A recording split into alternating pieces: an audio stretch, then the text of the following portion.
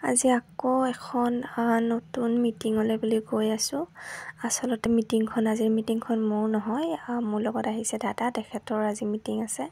তো চাওকচোন ৰাস্তাটো, মানে ইমান ধুনীয়া ৰাস্তাটো চাওকচোন, মানে ফটো উঠিবৰ কাৰণে খুব ধুনীয়া, কিন্তু মানুহ ইমান এনেকুৱা মানুহ নাই। আৰু চাওকচোন ৰাস্তাৰ চাৰিওপিনে ইমান ধুনীয়া গছ-গছনি।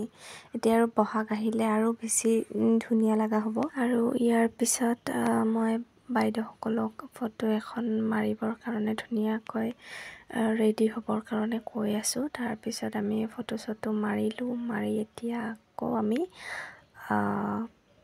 অফিচলৈ বুলি আকৌ উভতি আহিলোঁ। আহি থাকোঁতে আৰু এটা ভিডিঅ' বনালোঁ চাওকচোন। আৰু আজি আহি থাকোঁতে এটা ইমান ডাঙৰ এটা শিয়াল দেখা পাইছোঁ, কিন্তু দুৰ্ভাগ্যবশতঃ মই ফটো বা ভিডিঅ' বনাব নোৱাৰিলোঁ। আগেৰে মানে দৌৰি গুচি গ'ল, একো মানে চায়ে থাকিলোঁ। এতিয়া ঘৰলৈ যাওঁ, বাই বাই।